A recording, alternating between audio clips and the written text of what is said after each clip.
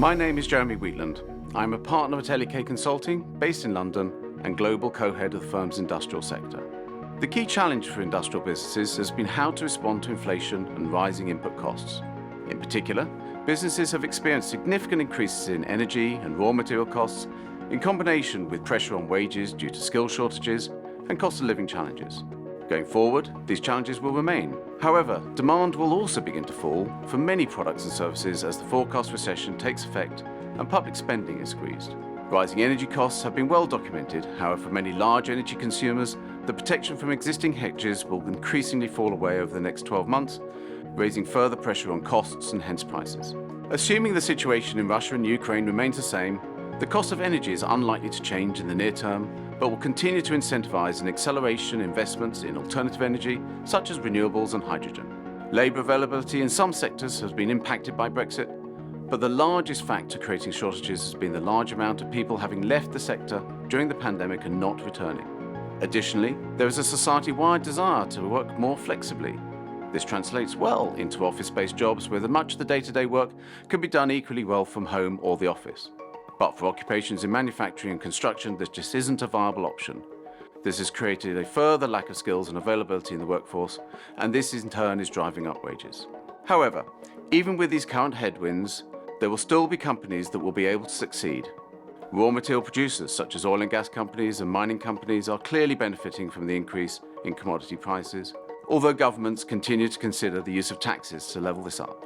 Outside of raw material producers, the secret to success will be the ability to pass on price rises, with the ability to do so very much dependent on sector and product.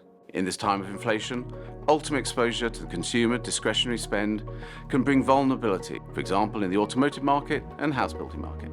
For manufacturing businesses where demand for those products continue to be relatively resilient, there remains a good opportunity to pass on price rises to customers.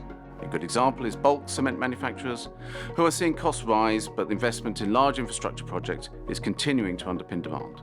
In addition to supply and demand dynamics, there remain a number of structural tailwinds that point towards potentially attractive areas for industrial businesses.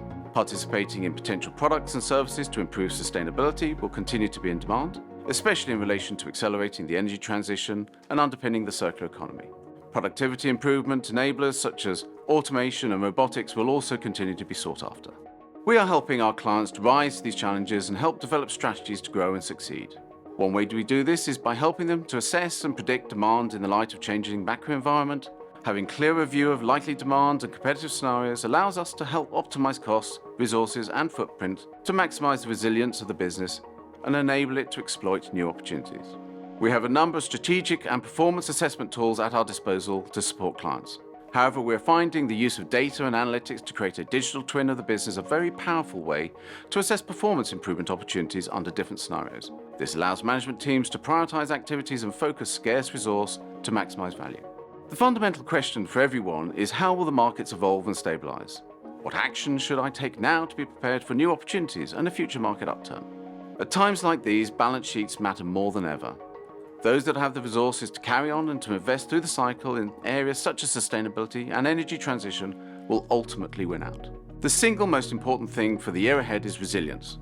To build resilience, you need to understand the changes that are coming, predict when change will happen, and have processes in place that allow you to adapt to the changing circumstances.